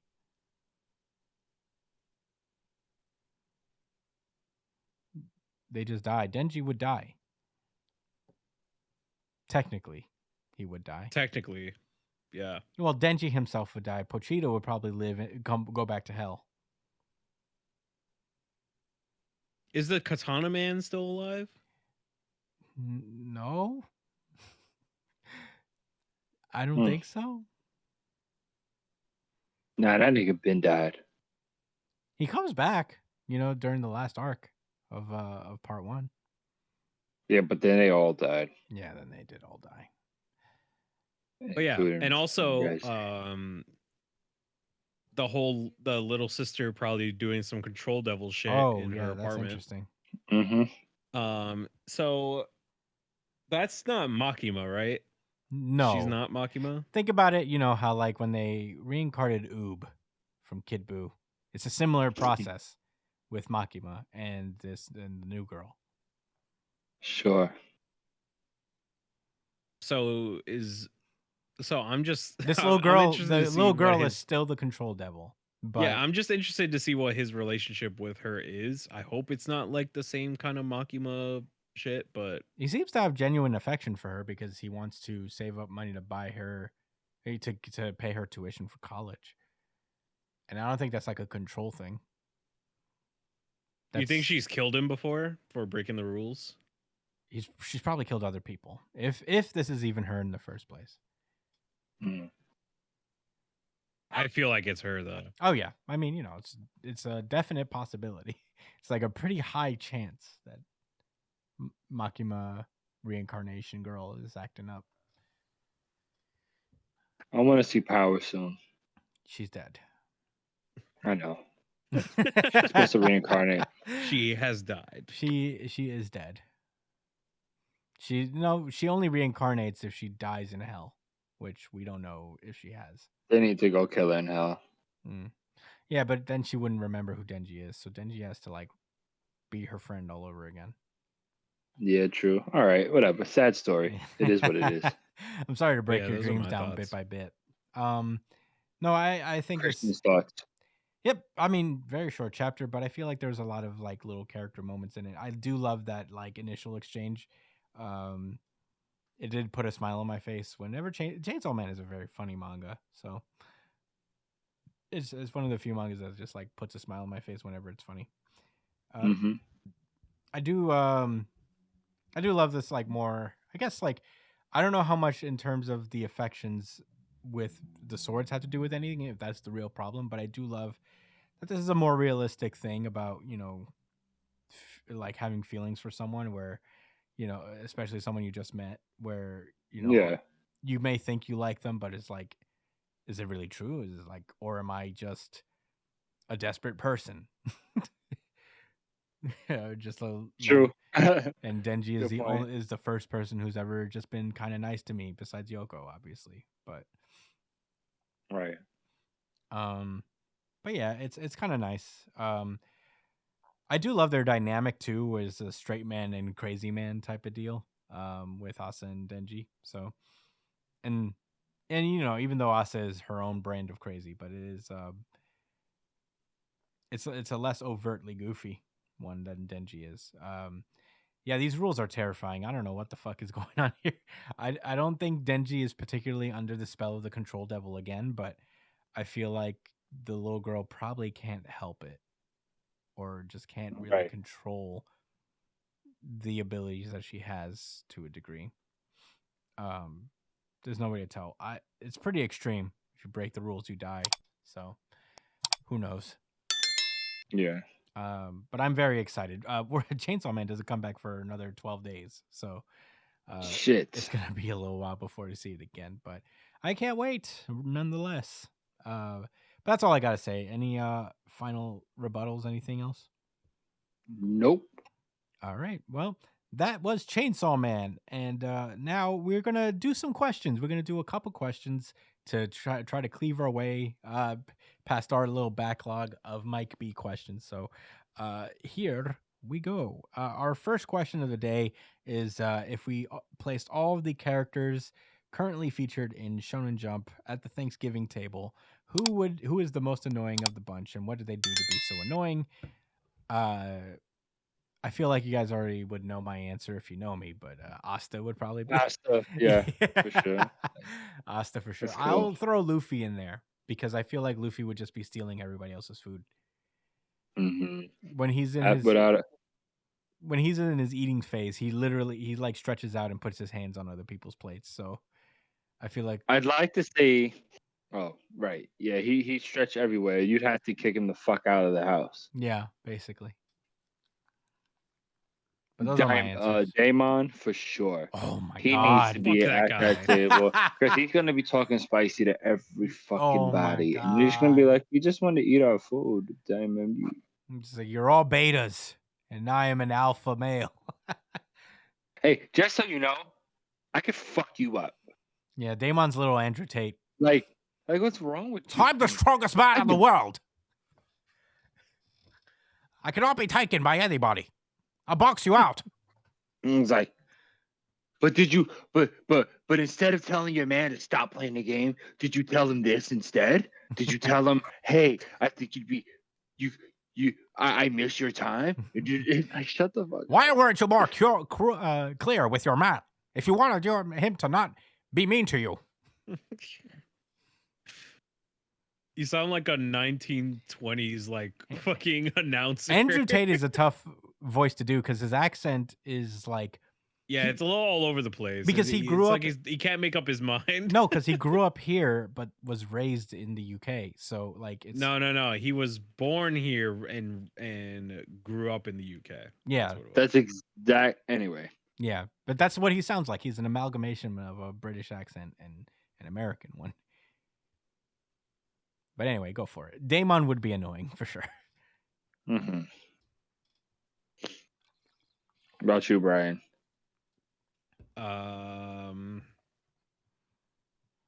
Let's see. Probably you said protagonist, right? Anybody. Yeah, it could be anybody that we do stuff. Fucking Aizen would be annoying as fuck. Oh my god! You put Aizen at the kids' table. He's a grown fucking man. Oh. He'd be sitting there just being like, I knew you would take that bite. I planned it.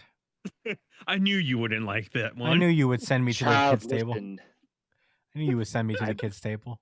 I set up your parents' inception of you. I knew you would pass me the You're gravy. at the table with me because I orchestrated the event that led to this outcome. As you pick up that turkey from your plate, from the day you were born, I sit in this prison chair at this kid's table because he's still in this chair. Yeah, he's still in the chair, Sama. From the day you were born, I knew that you would pass me the salt. All right, I guess that's that question. The next question, let me pull it up. All right, the next question would be from a different email. What has been the most disappointing manga development in the last 2 years? Wow. I don't know. I'm just gonna go ahead and say it. I was so disappointed with the pacing of My Hero Academia. But aside from that, because that's the obvious one, I think I did not care for. It doesn't have to be anything major, right? No. Trying to think, because I don't want to just talk about My Hero. It could be anything. Because I already talked a lot about that, like why I don't like it. I guess in One Piece, a development I didn't care for was Luffy's fleet, because Wow. it kind of that wasn't from the last 2 years. It made me feel like, yeah, I didn't love it. I don't know if that was 2 years ago though. Maybe No, I think that was a lot longer. It probably was. It was way before, because that would have been But he still Dressrosa. has the fleet right now, so Yeah. I mean, I'll let it slide, but it's just I like the idea of the crew being tight knit and there not being this whole huge ally battle. I'm open, obviously, to like how it turns out and what type of story Oda weaves out of it. But I don't love it. yeah. I mean, to be fair, they're not around. We haven't seen the fleet in story, like in a significant way outside of cover stories since they formed. Yeah. So, the crew's still tight knit.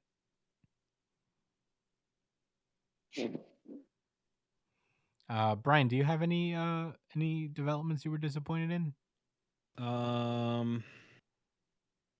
Yeah, it would probably have to be My Hero, honestly. Yeah, it would probably have to be Yeah, My yo, Hero. yeah, yo. Yeah, yo. Brian It's says just it's the best. they're like My Hero had so much potential, and it still does. Like, it still has some shining moments or shining spots in the series with the whole Todoroki thing. But it's kind of falling flat in delivering a lot of the potential storylines that it could have delivered. And it really sucks that, it's going down the way that it is. And, there's no really redoing it. So Yeah. I guess the only thing we could hope is that the anime kind of fleshes things out. But even then, I don't really have hope for the anime either. So Yeah. we'll see how things finish off for the series, I suppose.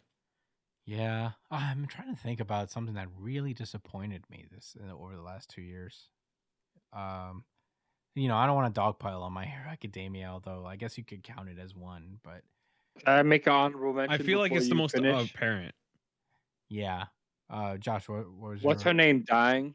Oh man, in the Shibuya arc. No, Nobara. Oh, Nobara. Yeah, Nobara. Yeah, Nobara Yeah, died, I really did not like that at all. She could have Well, been getting stronger with them right now. Well, She we had don't know a if she's role. really dead. It's not really like stated that she died. That's true. It's just implied, but even then, that could be just like a little trick.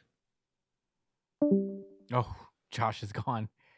He just fucking left. Wow. Where'd you go?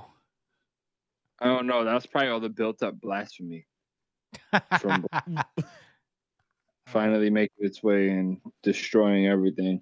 Yeah. Damn, I'm really trying to think. Is there anything I was really disappointed in? I guess certain aspects of Dragon Ball Super. Oh shit! Yeah, have been kind of disappointing. I'm not like Oh yeah. Yeah, I guess I'm not the biggest fan of some of the developments in Super. Like, No. I guess I get what they're going for with what Ultra Ego is. I guess that would be kind of a disappointment where it almost like Vegeta has to take a pretty severe ass whooping in order to win in that form. But it makes sense for the character. I understand what they're trying to do, but it's like, man, I just need a W for the guy. He was supposed to win with it. It was Yeah. that's the problem. Yeah. And now it just seems like it's like, okay, it's just another run of the mill, take damage and stack up. I got the perfect answer. Okay. Promised Neverland. Was that 2 years ago? That's that had to be within 2 years. When did it end? Hold on, I gotta see where it ended. No, that definitely has to be within 2 years. Let me see. You're gonna talk about dropping the ball. That is definitely the most disappointing thing. Yeah, Promised Neverland was pretty sad. Like if it fuck the 2-year gap. That was the most disappointing series. Yeah. Without a doubt. Oh man, there's no way to see. Yeah, it's a bummer. That's for sure.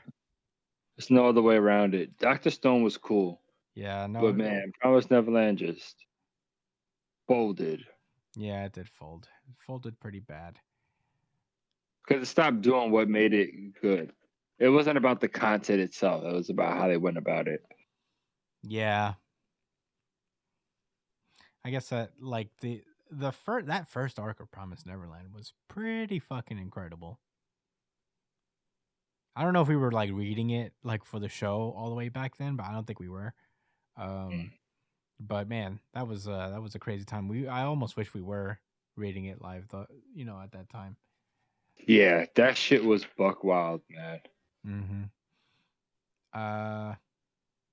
Damn, it is tough. It is tough to pick one. I'm generally. It made me realize like how kind of positive I feel about manga in general. Like there's not been a whole lot that's really disappointed me. I feel like part of this show is that we generally talk about things that we really like.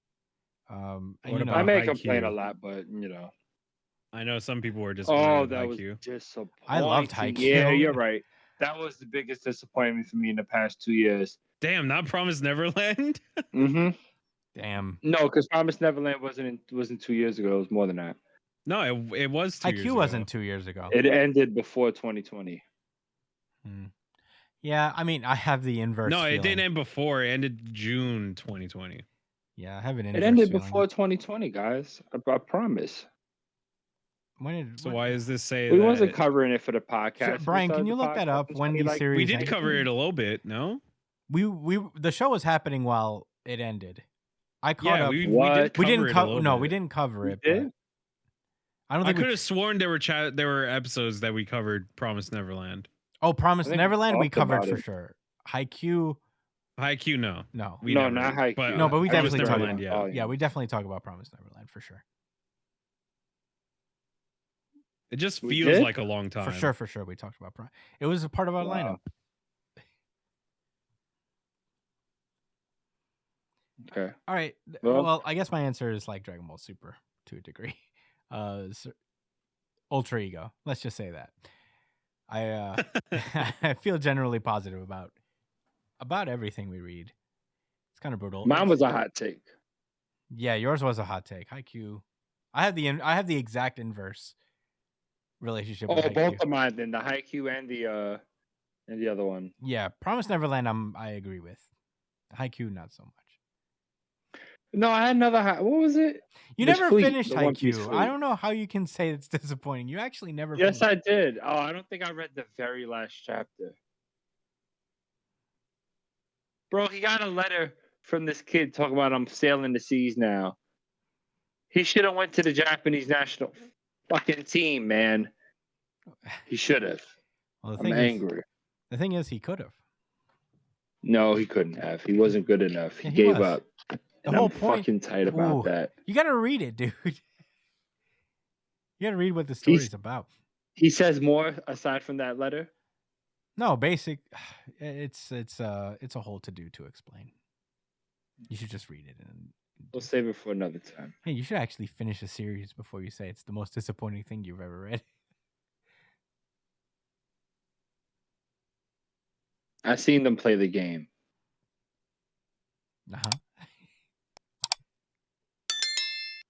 Yeah. You know, it's weird how you like. It is a very happy ending. They essentially kind of like live their dreams, most of them. Why wasn't Nishinoya's dream? You know what? All right, let's talk about this another time. Yeah. Anyway, I guess that's it then. Right, Brian? Yeah, we could talk about it another day. Yeah. Anyway, that's it for it. If you guys have any questions that you guys want to submit to us, you can email us at newjumpcitypod@gmail.com. We still got a little bit of backlog that we owe Mike B, but we'll see if we can answer these in the coming weeks. But until then, that has been our show. Thank you guys so much for listening. As per usual, you can find me at the Chris Espinal on Twitter and Instagram, Josh at JDCole_37 on Instagram, at New Jump City Josh on Twitter. Brian is at b.esp on Twitter and Instagram. He also streams video games on at twitch.tv/It's Punchline. You can subscribe to the show itself on Twitter, Instagram, and TikTok at New Jump City.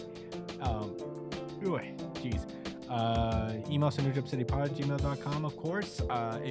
Or you can comment. Please comment under the video versions of the podcast, whether it's the full version of the pod or the little highlight breakouts we make for you guys every week. Let us know what you guys think about the chapters, what you think about the show, any questions you may have about, our thoughts, that you didn't catch on the first one, on our first run around. Subscribe to the podcast while you're at it. Subscribing to the YouTube also helps you get more in tune with our community tab that houses the really good chapter of the week poll that goes up between Sunday and Monday before we record, of course, so you guys can pick your favorite series of the week and we announce it on the show. So check us out on that. If you prefer audio podcasts, we're everywhere on audio podcasts. And every single episode of the pod is on there. And we usually put the stuff up there first because it's the easiest thing to edit. So if you want to get the podcast sooner, that's the way you do it. And yep, that's it, you guys. We will see you next week, hopefully in our usual timely manner on a Monday night. And yeah, thank you guys so much for listening as per usual. See you next week. Stay safe, New Jump citizens. Peace. Peace out, everyone. Thanks for listening. Go Cowboys and Giants. Yeah. Never the Eagles. Never the Eagles.